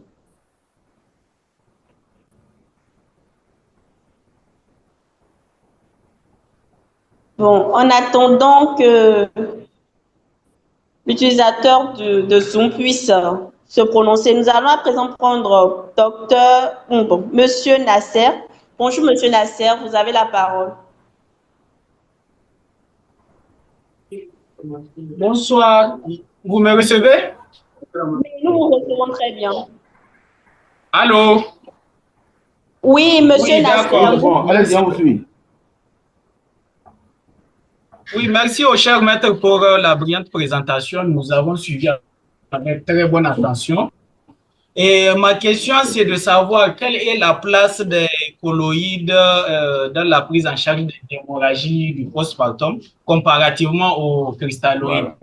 Voilà. Est-ce qu'il faut les écarter carrément ou bien au vu du risque d'hémodilution, il faut peut-être y penser? Voilà ma question. Merci. Ok, merci, Monsieur Nasser, pour votre question.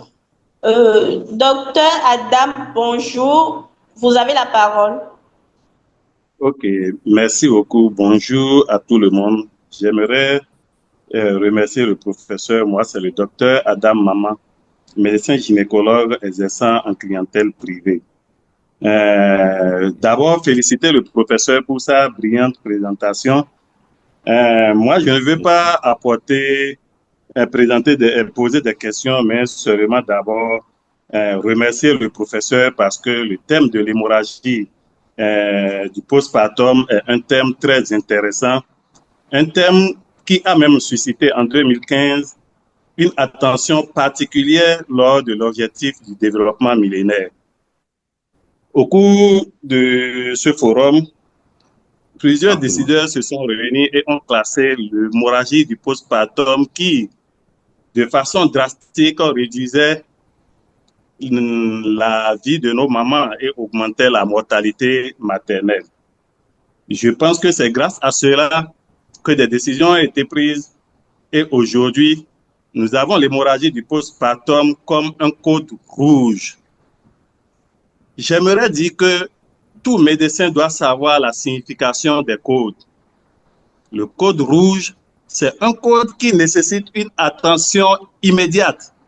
Et le professeur l'a su dire dans sa présentation que lorsqu'il s'agit d'un code rouge, tout l'hôpital doit se mobiliser à l'attention de cette patiente qu'on pourrait perdre dans l'espace de quelques minutes. C'est justement à cause de ça qu'il y a une attention bien organisée lorsqu'il s'agit de l'hémorragie du postpartum immédiate. Et au cours de ce protocole, les 20 premières minutes sont très importantes. Puisque nous ne sommes pas sur le parrain des médecins spécialistes seulement, nous avons aussi des sages-femmes qui sont là. C'est le moment de rappeler que Lorsqu'il y a une hémorragie, il faut une organisation pour la prise en charge et savoir rapidement passer la main. Le remplissage est très important dans la prise en charge. Et lorsque nous voyons que le contrôle de l'hémorragie dépasse déjà 1 heure de temps, il faut que nous pensions au CID, la coagulation intravasculaire disséminée. C'est bon de rappeler que c'est vrai, il faut apporter des cristalloïdes, mais j'aimerais demander d'insister un peu sur la température de passage de ces cristalloïdes parce qu'il y a une température à laquelle il faut apporter les cristalloïdes. Dans le protocole, on a parlé de 39 degrés,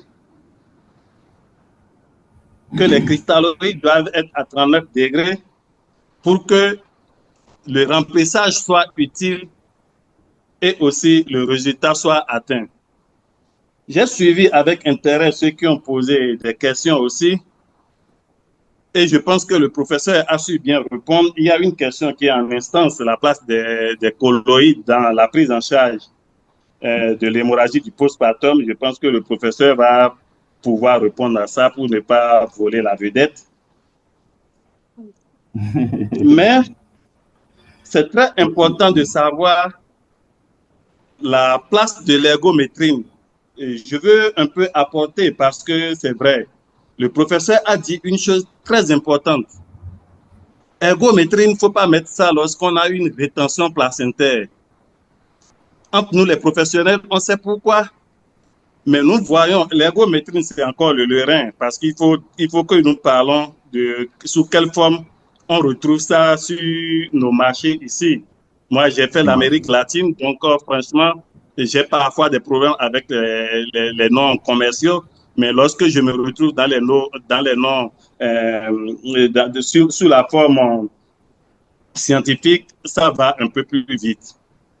Donc, vraiment, attacher une importance extrême à ce qui est l'hémorragie du postpartum, puisque toute patiente que nous avons sur une table d'accouchement est une candidate aussi à une hémorragie et tout peut basculer en question de secondes, en question de minutes.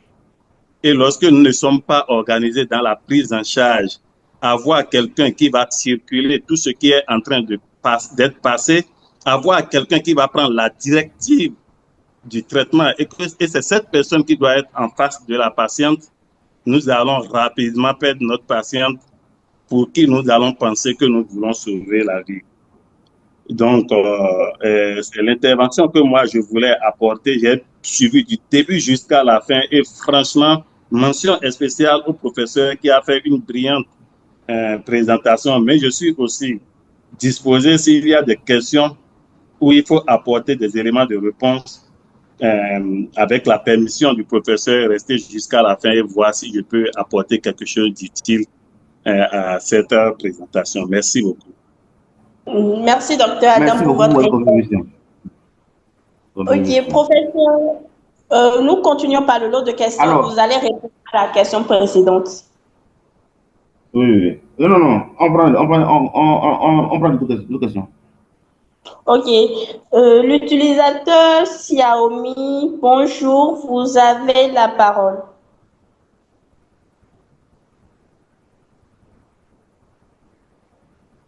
Ok. En attendant, nous allons prendre les questions dans la discussion. Nous avons la question de Madame Adama. Est-ce que l'injection intramurale est toujours d'actualité? Ensuite, la préoccupation de Madame Falilatou.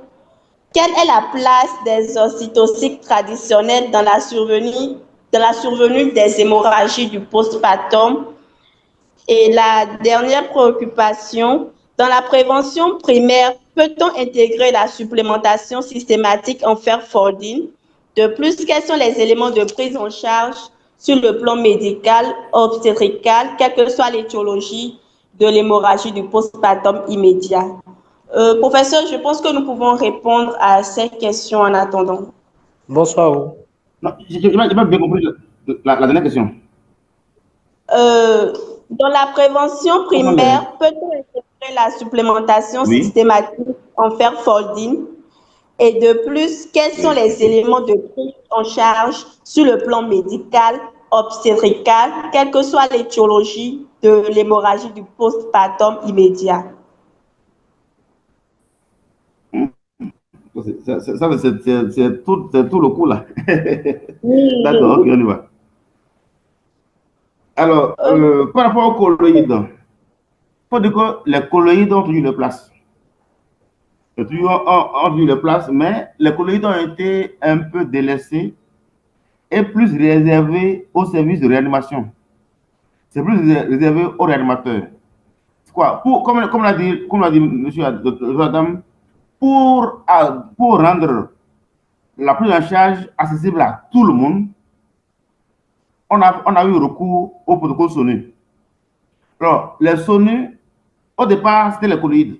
Mais on a vu que le coût est élevé et la manipulation n'est pas aisée. C'est-à-dire qu'on bascule rapidement dans les complications. Or, donc, les études ont montré que les cristalloïdes, sérum salé et rayon lactate, le coût est moindre, c'est disponible et le protocole est connu. 1 litre en 15 minutes, 1 litre en 45 minutes, ça fait 2 litres en 1 heure et on évalue. Vous voyez? C'est vrai que quand la patiente est vraiment en train de choc, c'est rare d'avoir un OAP. Donc, pour les SONU, pour que tout le monde, pour que n'importe qui, la sage-femme qui est à Chumi, les soignants qui est, enfin, l'infirmier qui est, donc pour que tout le monde ait quand même un accès basique, assez basique à la prise en charge, on a plutôt choisi d'utiliser les cristalloïdes. Mais les colloïdes ont gardé l'indication pour, on va dire, pour les sachants. Hein, les réanimateurs utilisent les colloïdes. Quand la personne a les moyens et qu'on peut bien surveiller, on utilise aussi les colloïdes. Voilà.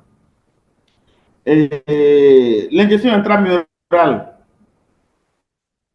Bon, je n'ai pas vraiment vu d'études dessus. Je ne sais pas si quelqu'un a des études sur l'efficacité de l'injection intramurale, mais ce qui est fait souvent et qui marche, hein, là je te dis, c'est empirique, hein, et qui marche, c'est l'ocytocine ou bien méthylègométhyleurin associé à le calcium. Pourquoi le calcium? Parce qu'on sait que le calcium va intervenir au niveau de glissement des fibres musculaires, fibres actives et de myosine. Donc, on fait bel et bien l'injection intermusculaire. Mais comme ce n'est pas classique, comme ce n'est pas classique, moi, c'est pourquoi moi, je ne l'ai pas utilisé dans mon Suisse. Mais en pratique courante, bon, on le fait. Et beaucoup remarquent quand même que bon, ça a son efficacité. Mais associé à du calcium. Une ampoule de calcium, mais demi-ampoule de calcium avec l'ocytocine ou avec de l'ergométrine. Et la place de l'ocytocine traditionnelle, oui. Lorsque, d'abord, c'est une ocytocine dont la dose n'est pas maîtrisée, sous forme de racines, sous forme de décoction. Donc, lorsque les femmes, avant leur arrivée à la maternité, ont leur administré cette ocytocine, elles ont souvent une hypercinésie. Vous-même là, vous-même qui suivez l'accouchement, vous avez peur. Parce que parfois, c'est les contractions qui sont enchaînées. Et quand vous les interrogez, elles disent oui, on m'a donné telle plante à boire. Pourquoi? Ça va créer une hémorragie. Parce qu'on va arriver à une fatigue musculaire. Hein? Le muscle utérin ayant été trop sollicité de façon prolongée, de façon rapprochée, elle va accoucher mais on va avoir une atonie utérine. Donc, le mécanisme sera un défaut de rétraction par un griffe, fatigue musculaire liée à une hyperstimulation du muscle utérin. Voilà un peu le mécanisme. La prévention primaire, comme je l'ai déjà dit, vous voyez, en Europe, le VVD n'est pas systématique. Hein. Dans les pays développés, en Europe et aux États-Unis, les femmes enceintes font le suivi, mais ce n'est pas toutes qui peuvent le faire. Mais chez nous en Afrique, on sait que nous en Afrique, on mange mal. Et le plus souvent, il y a de l'anémie. C'est pourquoi, dans le protocole de suivi de grossesse en Afrique, le VVD est systématique. Mais au-delà de ça, je pense que pour un connaisseur, pour un sachant, c'est très simple de faire déjà une nomination famille sanguine complète dès 3 mois. Donc, faites votre NFS dès 3 mois pour voir le taux d'hémoglobine, pour voir le VGM, la taille du globule rouge, pour voir le TCMH, la concentration corpusculaire, le TCMH, la teneur en hémoglobine et le TCMH. Donc, tout ça, ça vous permet d'avoir une idée claire sur, bon, si la patiente a par exemple une carence martiale, si vous voulez, si votre laboratoire est disponible, allez même jusqu'à doser le fer, doser la transférine, pour apprécier vraiment la réserve de fer. Donc, comme tout ça n'est pas disponible dans les laboratoires, bon, alors on met les femmes sous févrodine systématique.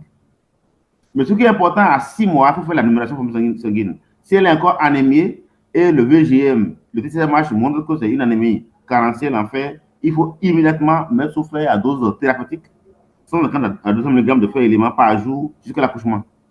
Elle a le temps alors de corriger son anémie, de passer de 1 taux bas à au moins 11 grammes à terme. Donc, voilà la place de févrodine, surtout en Afrique. Hein. Voilà. Alors, la dernière question, prise en charge médicale. Bon, je pense que c'est tout exposé. Hein. Oui, professeur. Qu'on dit par rapport à cette question-là.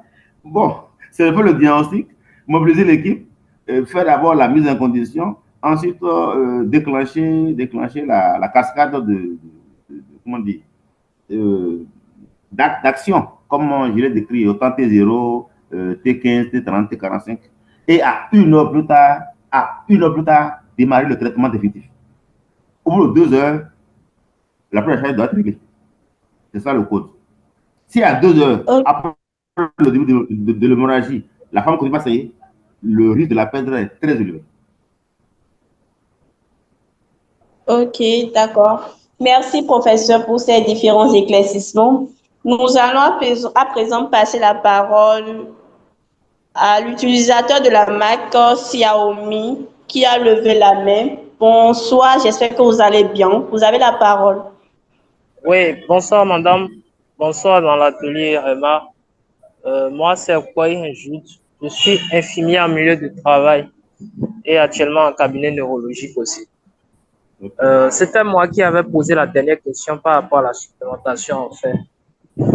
Et sur la prise en charge médicale et obstétricale. En fait, la question, j'aimerais clarifier la question. La question, c'était face à... je parlais en fait de ce qui doit être fait, quelle que soit la cause de l'hémorragie du postpartum immédiat, quelle que soit la cause, à quoi on devait s'attendre de façon systématique, quelle que soit la cause dans la prise en charge. En fait, c'est ce que je voulais dire pour ce qui concerne la question de la prise en charge. À quoi on devait s'attendre systématiquement, quelle que soit la cause, que ce soit une atonie, une rétention placentaire ou un trouble de la coagulation. Aussi, l'autre question, c'est par rapport à l'état de choc hypovolémique que constitue une hémorragie du postpartum. Je ne sais pas trop les mesures sur le plan hémostatique face à une femme qui saigne. Parce que dans la prise en charge des hémorragies, généralement, il y a les mesures hémostatiques. Quelles sont les mesures hémostatiques dans ce cas de saignement obstétrical chez la femme? Donc, c'est un peu mes préoccupations et la clarification par rapport à la dernière question. Merci à vous. D'accord. Alors, donc, je réponds directement pour finir ça. Alors, quand on dit quelle est la cause là, alors, qu'on dit, alors, nous avons dit que il y a d'abord un traitement basique. Le traitement basique, c'est que le diagnostic de l'hémorragie est fait. La femme saigne. On a reconnu qu'elle saigne. Elle a accouché et elle saigne. Et le saignement dépasse 600 ml. Ou bien le saignement a déjà un retentissement sur l'état général. Le pouls, tout ça. Donc, les constantes sont modifiées. Il faut la mise en condition. Forcément. La mise en condition permet de préserver les fonctions vitales. Donc, tout d'abord venu, on fait le renforcement vasculaire, on fait le test de coagulabilité. Voilà. Donc, ça, c'est la mise en condition. On met l'oxygène, on fait le monitorage. Mais il faut obligatoirement chercher la cause. Parce que si vous ne cherchez pas la cause, vous ne serez pas efficace. Comme vous l'avez vu, si c'est une déchirure vaginale ou bien une déchirure cervicale qui saigne, vous avez beau mettre des oxytocine, si vous n'êtes pas allé suturer le col, elle va mourir. Vous voyez, non? Donc, la cause est nécessaire. Si c'est un trouble de la coagulation, parce qu'elle a beaucoup saigné, et que vous n'apportez pas massivement du plasma fer congelé, ou bien du sang frais, ou bien donner du congé plaquettaire, vous allez vous mettre votre oxytocine, vous allez faire votre révision utérine, le saignement va continuer. Donc, je pense que ma réponse à vous, c'est quoi? C'est d'abord la mise en condition pour sécuriser la patiente. Et quand la patiente est mise en condition, à tête reposée, on examine, on cherche dans les 4T. C'est atonie, c'est en rapport avec un tissu qui est resté, ou bien c'est une déchirure, ou bien c'est un trouble de la coagulation. Donc, la recherche de la cause est obligatoire pour maîtriser de façon définitive le moyen pour atteindre immédiat. D'accord? Donc, c'est un peu ma réponse à vous. Alors, hémostatique utilisé le plus souvent dans toutes les équipes font recours à l'acide tranexamique. On l'avait dit, c'est 1 gramme, acide tranexamique, c'est 1 gramme en injection initiale. On peut renouveler, on peut aller jusqu'à 3 grammes en 24 heures. D'accord? Donc, c'est l'hémostatique qui est le plus qui a l'AMM. Même dans toutes les équipes de bloc disposent de l'acide tranexamique dans la gestion de cette hémorragie-là. Ok, merci à vous, professeur, pour la clarification. Je m'excuse, en fait, j'avais rejoint la réunion un peu plus en retard, donc ça fait que j'ai manqué beaucoup de diapos.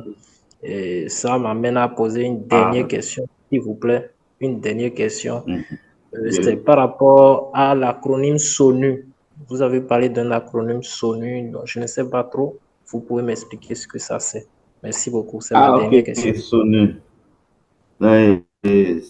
C'est soins obstétricaux et néonataux d'urgence. Alors, si on est en stade d'accouchement, on parlera de soins obstétricaux d'urgence. Donc, c'est le paquet de soins qu'il faut administrer à la gestante et à l'accouché pour améliorer son état de santé. Et il y a 2 volets. Il y a les SONUB. Les SONUB, ce sont l'ensemble des soins qui sont administrés dans les soins de santé périphériques. Injection d'oxytocine, antibiothérapie, réaliser une GATPA, faire une ventouse, tout ça c'est les SONUB.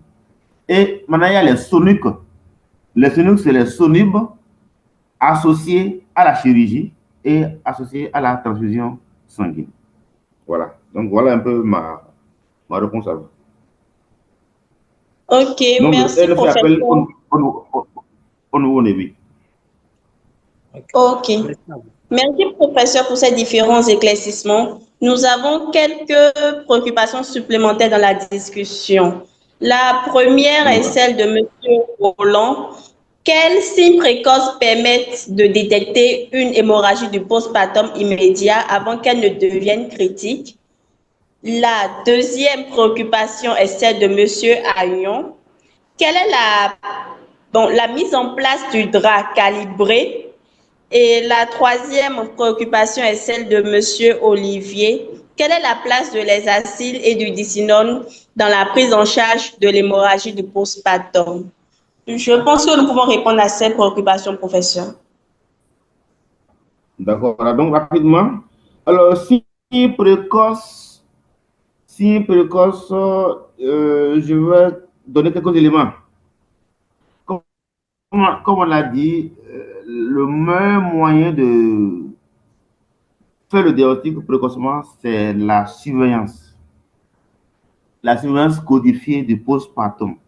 Quand vous mettez en place cette surveillance codifiée, qui passe par la prise en charge, la prise de constantes de pouls, la pression artérielle toutes les 15 minutes pendant 2 heures, toutes les demi-heures pendant 1 heure, et chaque heure, quand vous vérifiez le globulin selon ce même rythme-là, donc vous allez voir que dans la surveillance-là, j'ai une anomalie.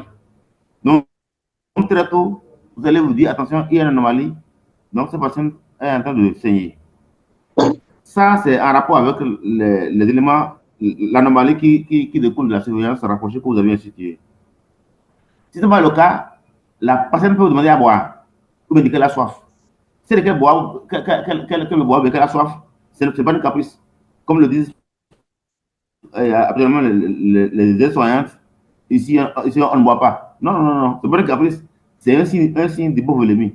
Donc, pour rapidement aller voir sous le drap, aller voir le sang de recueil, prendre la pression artérielle, voir le pouls, c'est sûr qu'il y a une hémorragie qui est en cours.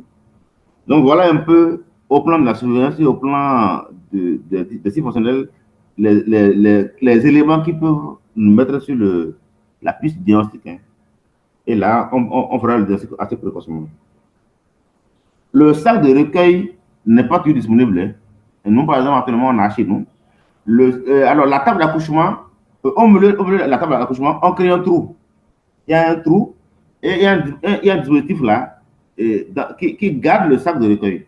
Donc, tout saignement, bon, en général, hein, que lorsque vous rompez la poche, il faut enlever le sac.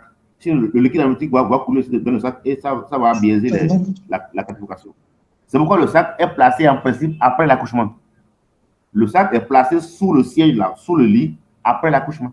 Donc, tout saignement est découlé dans le sac et le sac est gradué.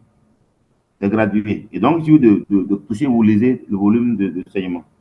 Mais ce n'est pas disponible. Voilà. Comme je viens de le dire tout à l'heure, l'hexacyle et le décinone ont leur place dans la prise en charge. Et comme on l'a dit, ils interviennent déjà quand on aborde le traitement de deuxième intention, on fait appel, on éjecte le décinone ou bien on éjecte l'hexacyle. Ce sont des hémostatiques. Ok. On a parlé parmi les médicaments. Ok, merci, professeur. Nous avons une dernière préoccupation. S'il vous plaît, quelle est la place de l'endoproste dans la prise en charge?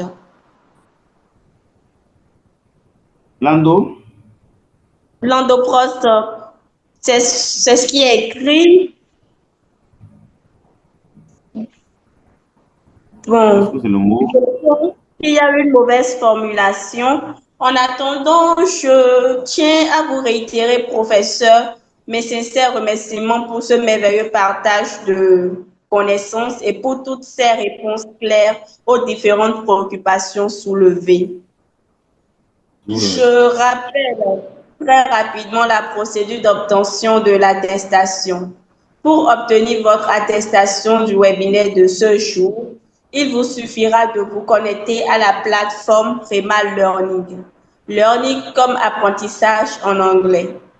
Ensuite, vous insérez la thématique du jour qui est prise en charge de l'hémorragie du postpartum et répondre à un questionnaire qui vous sera demandé, auquel vous réussirez si vous obtenez une note globale de plus de 60% de bonnes réponses. Vous serez ainsi en mesure de télécharger votre attestation suite au remplissage des conditions qui vous seront posées. Je tiens à vous notifier que vous bénéficierez également de l'enregistrement du webinaire et vous pourrez y télécharger le document, le support du cours. Je voudrais également vous rappeler que nous sommes joignables par WhatsApp sur le plus 229 01 96 50 81 30 plus 229 01 96 50 81 30. Avant de conclure, professeur, selon vous, quel est l'essentiel à garder en mémoire de cette séance? Alors, par rapport à la question de tout à l'heure, non, c'est bien l'endoproste. Hein. Ok, L'endoproste, c'est un peu comme la carbétocine. Donc, on l'utilise aussi. Ça a un effet de pourvoyeur de rétraction de l'utérus. Donc, on l'utilise un peu dans la prévention, mais c'est aussi possible de l'avoir pour gérer les hémorragies. C'est vrai que l'utilisation n'est pas vulgarisée, mais certaines équipes en Europe et en Afrique ont ce médicament dans leur kit. ok. Voilà. Merci pour l'éclaircissement, professeur. Alors, Oui, nous vous ce qu'il faut retenir, c'est d'abord l'anticipation sonnée. Les équipes doivent être formées à ça. À la prise de garde, il faut que les gens s'assurent que le kit d'urgence est complet. Que lorsqu'on va courir au bloc là, c'est pas en ce moment qu'on va remettre une ordonnance à une femme pour aller chercher, aux États-Unis, aller chercher du misoprostol, ou bien aller chercher ergométrine. Ces médicaments doivent être disponibles dans la prise d'urgence. Le matériel de tamponnement intra-terrain doit être disponible. Donc, à la prise de garde, les équipes doivent veiller à ce que le matériel soit disponible. Un. De deux, par rapport à la prévention primaire, une femme qui a fait 9 ans de grossesse doit arriver à terme avec un bon taux d'hémoglobine. Elle peut arriver anémiée, non. On a tout le temps pour lui faire prendre le fer, vérifier la numération. Si elle est anémiée, la corriger son anémie pour qu'elle arrive à un taux de 11-12 grammes. Une femme qui saigne à 12 grammes, une femme qui saigne à 9 grammes, les deux n'ont pas le même pronostic. Vous voyez, non? Voilà. Et enfin, la surveillance doit être réelle. La surveillance d'accouchement doit être réelle. Souvent, nos équipes ne suivent pas les femmes. Le bébé est sorti, on est content, les parents ont peut donner quelque chose à boire à l'équipe, et la femme est oubliée. Mais après, on vient remplir la fille de 6 heures. Oh, c'est faux. Vous n'avez pas surveillé et vous venez remplir la fille de 6 heures. Donc, la surveillance réelle effective permet de, comme quelqu'un l'a dit, de faire le traitement, de faire le diagnostic précocement et de mettre en branle tout le processus qu'on a décrit pour la prise en charge. Voilà, je vous remercie. Merci encore pour ce moment d'échange si riche en savoir et en expérience, professeur. Et merci également à vous, chers collègues, pour votre présence et votre participation active. Nous aurons le plaisir de nous retrouver pour notre prochain webinaire le samedi 25 octobre 2025 à 13h GMT autour d'un thème tout aussi passionnant, l'infertilité du couple. Hâte de vous revoir très bientôt. D'ici là, je vous souhaite à toutes et à tous une excellente soirée. Merci. Merci. Merci à vous aussi. 106. Ok, merci. Merci à tous.